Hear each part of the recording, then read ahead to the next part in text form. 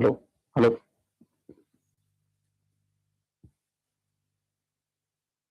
hello,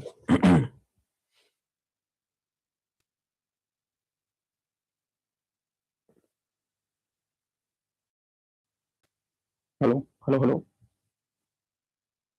hello.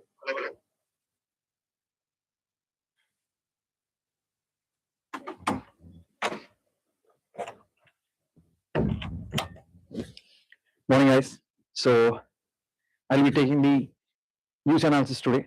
In this news analysis, I'll be explaining some handpicked topics that I've chosen, which are important for UPSC, and I'll give a little brief on them and how you can use them and where it will be used, basically, be it mains or be it prelims, and how you can use them and what is the understanding that you need on that topic.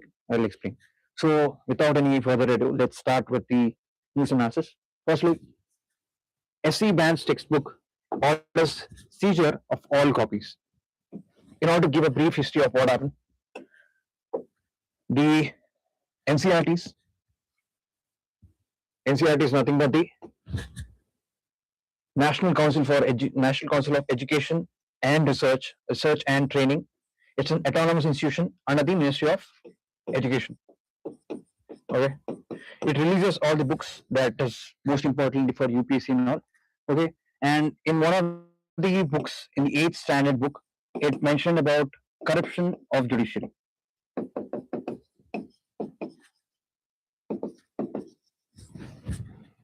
The 8th standard social science book included the corruption of judiciary.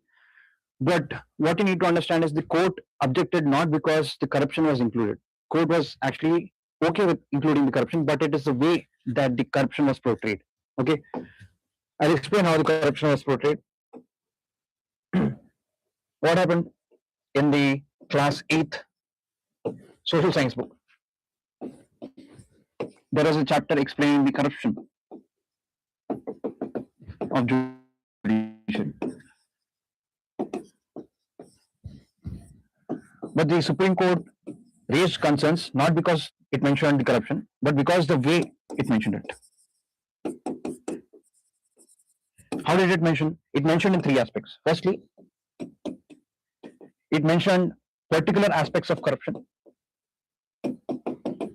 Secondly, it did not count the aspects such as the measures that were taken when the said corruption has arrived. And thirdly, it did not actually factor in the measures or the mechanisms that were brought in to reduce the said corruptions. Okay, firstly, it mentioned the corruptions, but it did not mention what are the measures that were taken to reduce the corruptions, and also the measures, the mechanisms that were brought in to ensure that those corruptions will not happen again. These 3 aspects were not mentioned in the book.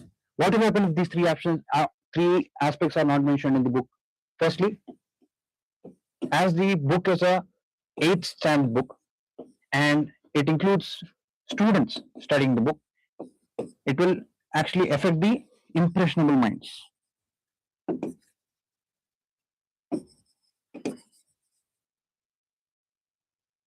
Basically, the reason NCRTs have a lot of content is because that they will ensure that the picture of India has been portrayed and that shapes their mind.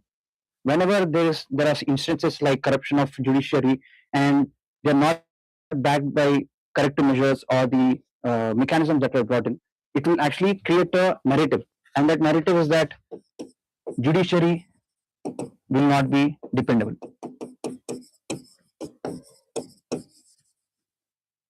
At the end of the day, what will it do?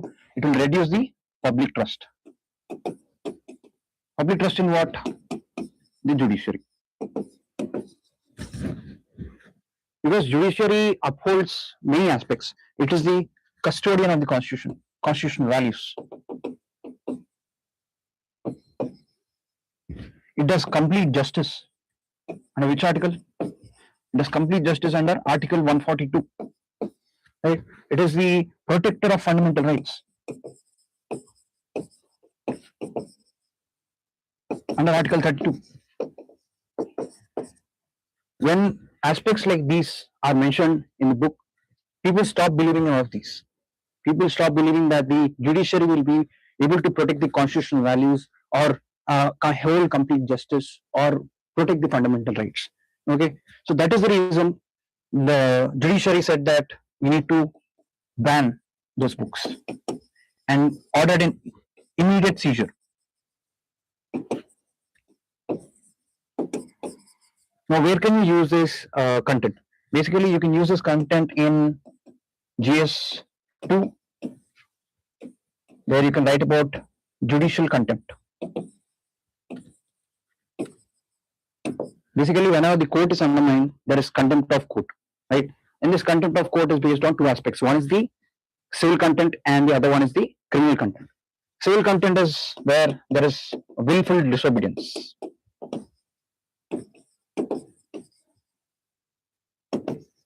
And the second one is criminal contempt.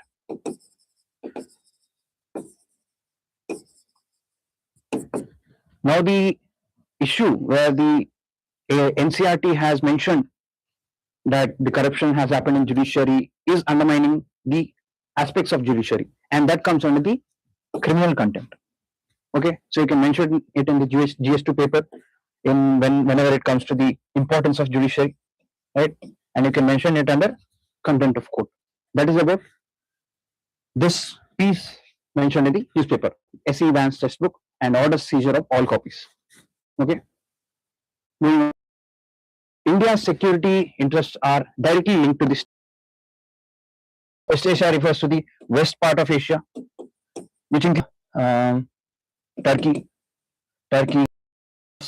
Israel, UAE, right, and many more countries are there, right? Iran, Iraq, all of these part of West Asia. Now, the article says that India's security interests are directly linked to stability in West Asia. What is the security? The security includes, many people think that the security includes only energy security, but the security is more than energy. Okay, I'll explain how the energy is more than security is more than energy.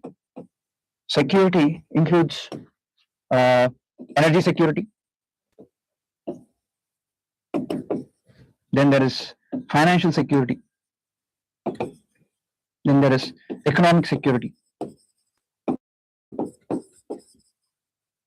Right. Let's look at the energy security.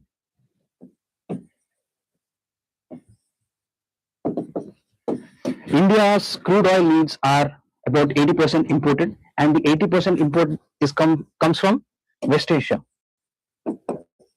West Asia, including countries like Qatar, UAE, right, Israel. All of these are the countries from which the crude oil is imported. Okay, whenever there is an instability in the West Asia, the crude oil imports are impacted. What happens when the crude oil imports are impacted? The oil prices are hiked. What is the immediate repercussion of oil price hike? There's an inflation.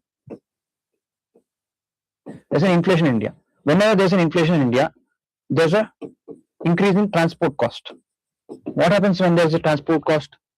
Transport cost increases the cost of production.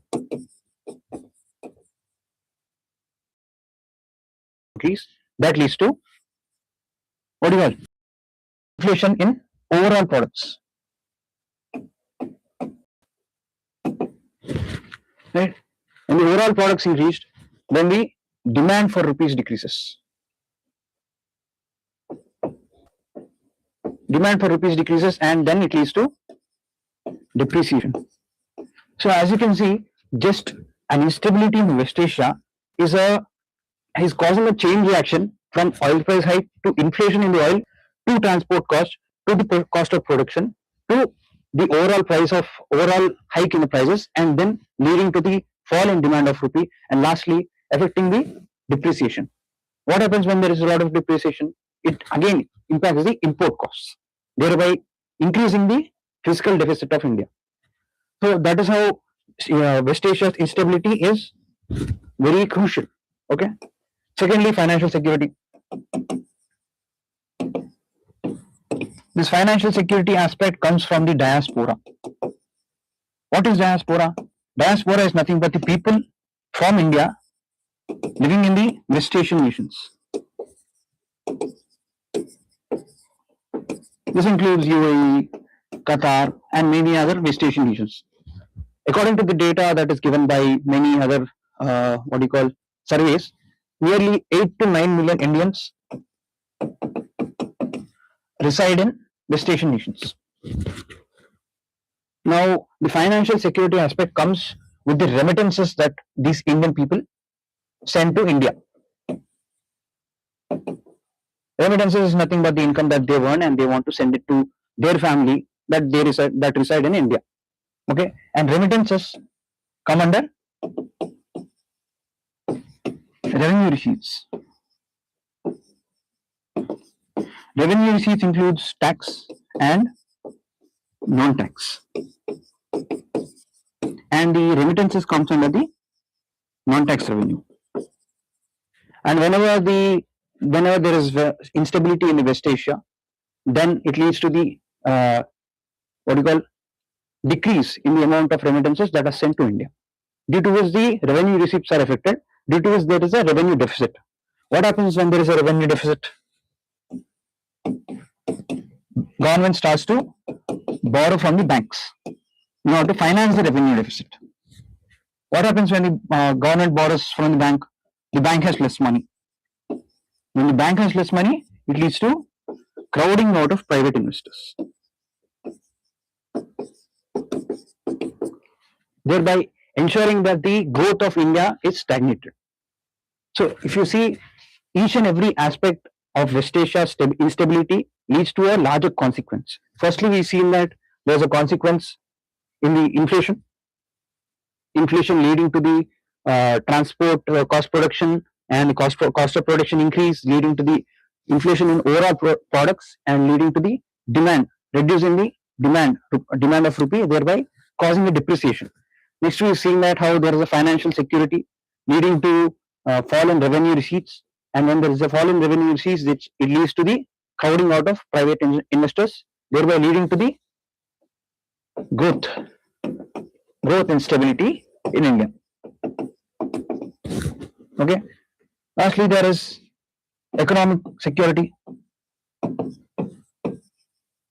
Economic security is nothing but how India is partnered with all the West Asian nations. For example, there is IMEC, India, Middle East, European Corridor, India, Middle East, European Corridor, which ensures that the transports from India to Europe are cheaper, and also it ensures that the West Asian, the what do you call relations, the relations with the West Asian nations is good. Similarly, there's another economic security aspect that is called the I2U2.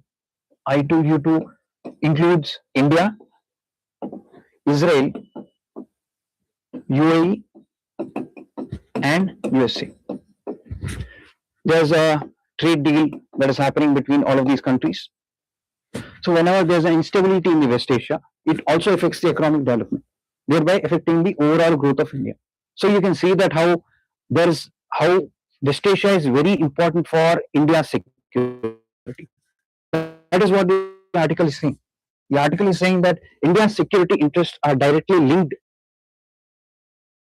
See, I've explained how there is types of security. There is financial security and there is economic security. All of these are directly linked to the stability of West Asia. Right? So you can actually link it in GS2, international relations. International relations of how West Asia is important. West Asia is important, how there are repercussions if there is political instability.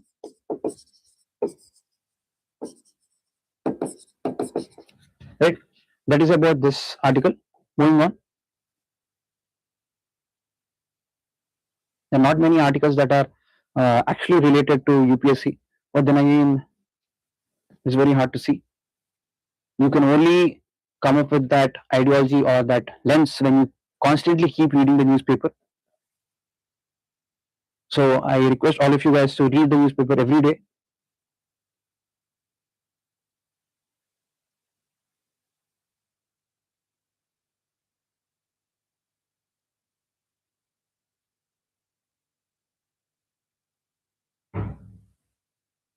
there's an editorial in the Hindu. It says that analyzing India's cycle of deprivation and affluence. Basically, this editorial talks about the income mobility. It is talking about the income mobility in India from the period of 2014 to 2025. Okay, whenever you see an editorial, I think you need to collect the data rather than just reading it and throwing the paper away. You need the collected data that is given in the editorials. This data can be very useful for mains. Right? It will not be that useful for prelims, but it is very useful for mains, and it creates a new ideology and brings in a new perspective for your answers. So let's see what is the perspective given in the analyzing in this editorial. Okay, this says that editorial says that there is income mobility where they are calculated from the period of 2014 to 2025. Basically, what are they doing? They are taking the income levels at 2014 and they are comparing with the income levels currently 2025. This 2026, but the 2025 income levels are calculated, and then they see whether there is upward mobility or downward mobility. Based on this mobility index, they will understand whether there is inequality among people or not, and what are the causes of inequality and where the inequality is. Now let us see how the inequality has been calculated. They took a sample size of top 10% wealthy and middle 40, middle income 40%, and lastly bottom 50%. Bottom 50%, and they calculated the inequality that has happened. And through this inequality, they come up with few aspects. They told that there is downward mobility overall in India. How did they come up with it? They told that they saw that there is rural households where the mobility is downward and the upward mobility is very low. Similarly, in the urban households, the upward mobility is there, but it is only greater than the rural mobility. So at the end of the day, the mobility in the urban areas is less, but it is only greater than the rural. So that is not much of a progress. Okay.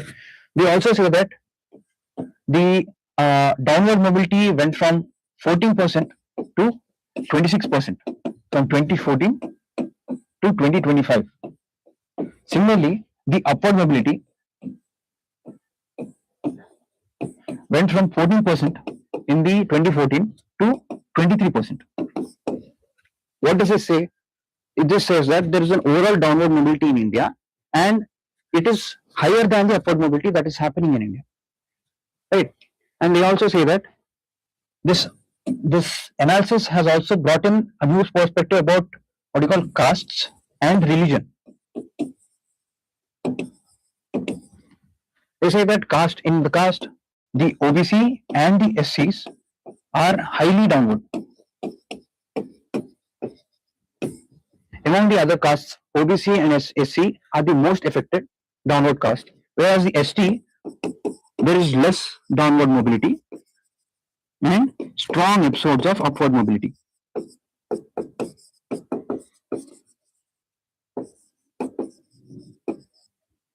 Strong episodes of upward mobility, meaning that they can move from their lower income bracket to higher income bracket. That is called the upward mobility, whereas downward mobility is from moving from upward bracket, the top income level, to the lower income level.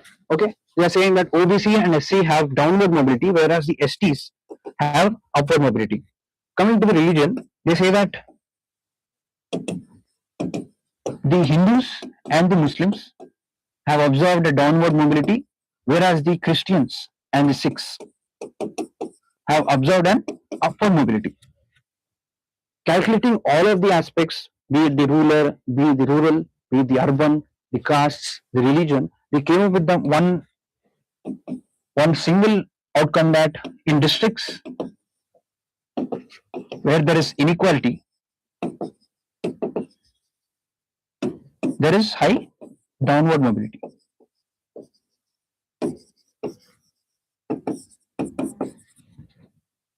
So this particular article can be used in GS1 paper, where you are talking about society, how inequality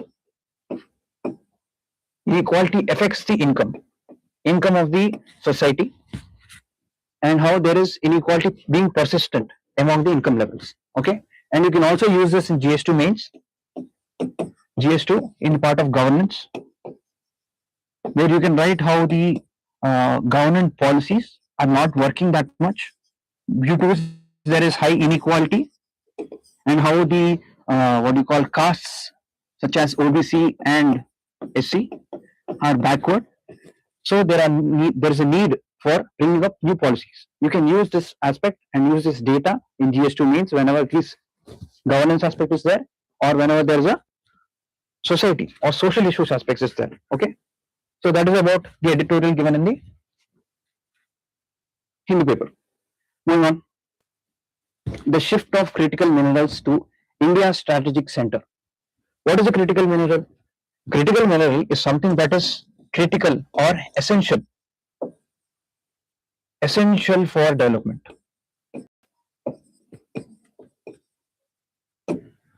This criticality or essentiality of critical minerals depends on where it is being used. These critical minerals are mainly used for electrical vehicles or manufacturing semiconductors or defense modernization, right? And also there are many other aspects for maybe electronics. So all of these aspects, critical minerals are used. Now, what are the critical minerals? There are many critical minerals, and some of them are lithium, which is used for electrical vehicles or batteries, right? And cobalt is also a critical mineral which is used for batteries. Then there is copper. Copper is a critical mineral. Then again, rare earth elements. What are the rare earth elements? There's lanthanum. There is neodymium. There are a list of critical minerals that are listed by the government. So in the list there are around 30 critical minerals that are essential for the development of India. Now, what is the article saying? The article is saying that we have critical minerals, and that critical minerals need to be developed, and in order to develop, we need to come with a three-step progress, or three-step process needs to be happen. Firstly, it says that we need to create a demand. The reason the article says we need to create a demand is because in order to attract investment, let's say there is a X company that produces batteries or electrical vehicles. Let's say they're producing electrical vehicles. Now it wants to invest in India.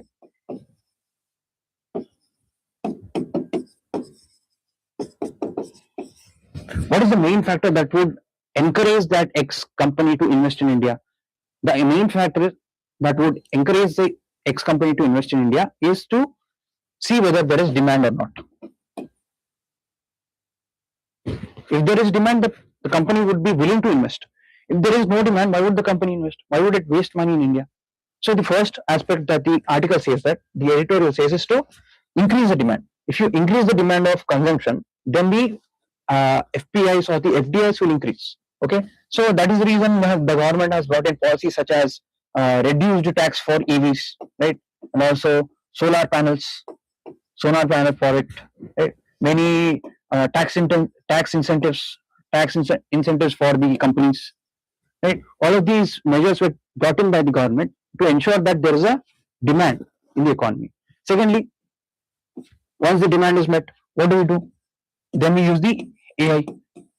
It says that as the exploration is very costly and is very time taking, we can use the artificial intelligence to enhance the exploration process. It is using Mission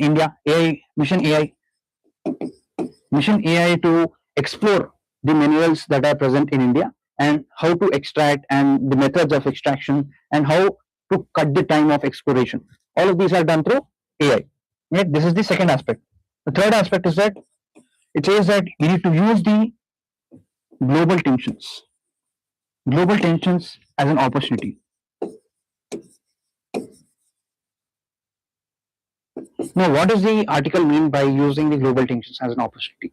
It says that whenever there is a global tension, there is a disruption in the supply chain. And whenever there is a disruption in the supply chain, there is dependency on one country, especially China. For example, let's say China, majority of the world is actually dependent on China for majority of the imports, right? Whenever there is a dependence on imports, the China has a lot of power. So whenever there's a global tension, at the end of the day, who are they depending on? They're depending on China. So what does the article say? The article says that just like how China is being considered as a dependent aspect, even India should be that one backbone on which the countries depend on whenever there is a global tension. So it is actually saying that you need to become a global supplier. Global supplier whenever there is a tension, or whenever there is a disruption. You need to be the person that they need to rely on. Basically, whenever the reliance increases, then the dependence increases, and the dependence increases, our GDP also grows. Okay, so it is saying that we need to build in these three aspects. One is to create a demand so that foreign investors or the private investors invest in India. Secondly, usage of AI to ensure there is less exploration time and more understanding of the elements. And lastly, using global tensions as a opportunity to become a global supplier. These are the three aspects that the editorial has been mentioning. Okay, so yeah, that is there.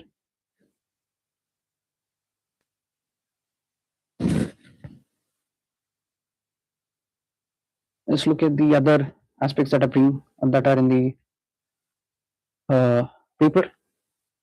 Yeah, new GDP data set to capture economy. New GDP data set to capture economy more accurately. This piece says that we have brought in a new methodology to calculate the GDP, and that GDP method calculation will ensure that our GDP is calculated accurately. Now, what are the changes that have been brought into the new GDP set? Okay, firstly, I'll mention it here. Firstly, they've changed the base year from 2011-12 to 2022-23. The reason they changed the base year from 2020 to 2023 is because new aspects have been added. For example, in 2011-12, there was no AI, there was no chat GPT, right?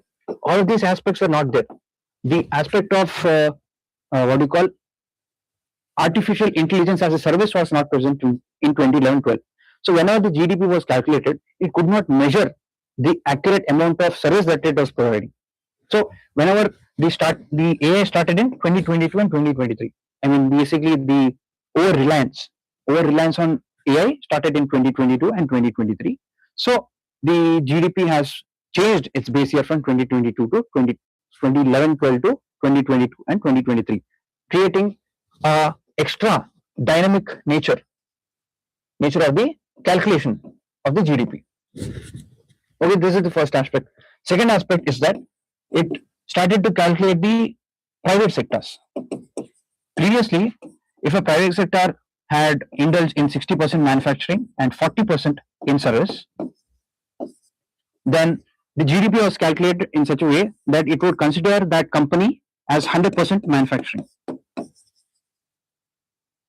So this would not completely portray how much service is being used or how much of the GDP is being brought in from service and how much GDP is brought in from the manufacturing. So now the method of calculation has changed, where they are accurately calculating. If the private company is in 60% manufacturing and 40% service, they will actually measure that in that way only. They will not consider it as 100% manufacturing.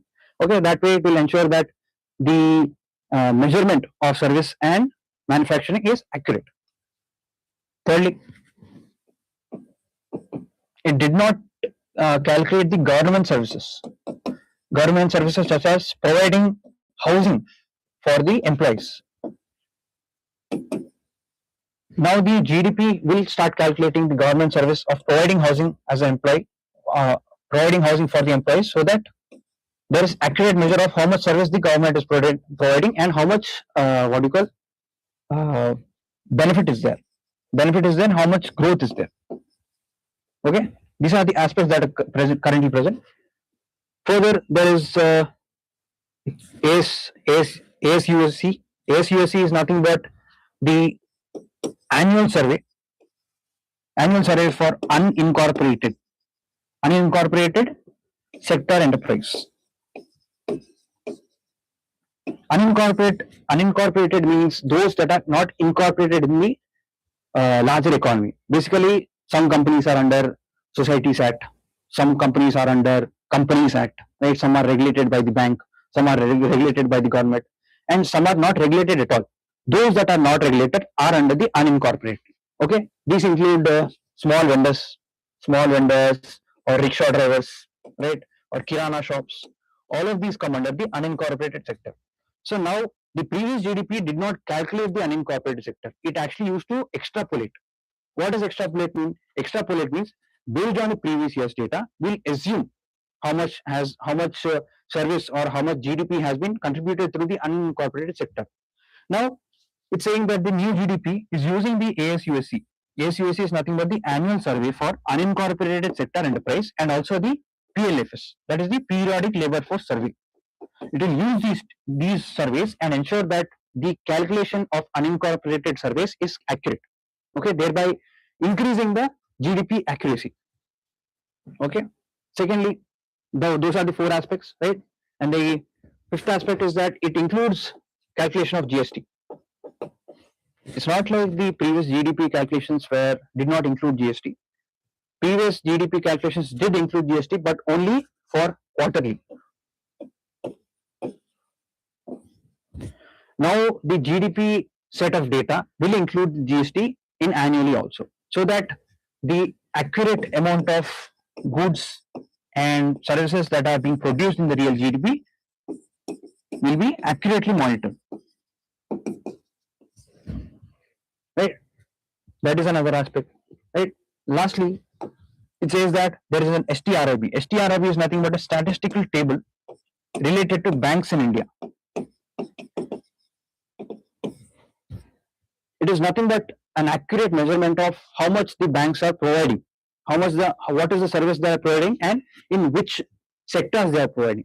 That way, we will be able to calculate the real contribution to the particular sector. Thereby, understanding of the GDP will be more accurate. Now, why do we need the accuracy in GDP?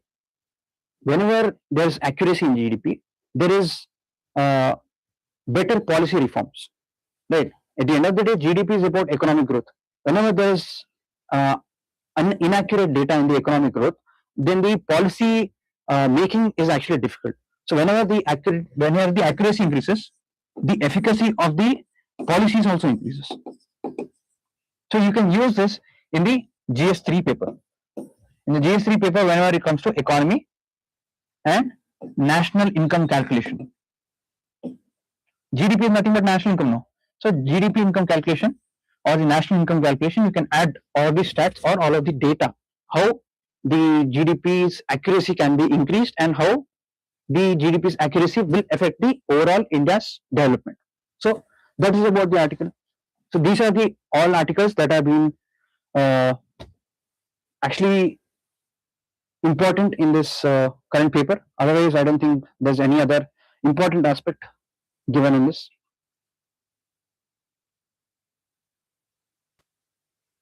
Right. Yeah. These are the only aspects that are very important in this newspaper. Otherwise, all the other pieces are puff pieces only, which are not that much relevant for UPSC. If you want to read them for gaining general knowledge, I guess you can read them. Otherwise, don't look into it that much and don't waste your precious time reading all of the information that is given in the newspaper. Okay. So yeah, thank you guys. We'll meet you tomorrow for the analysis of tomorrow's paper.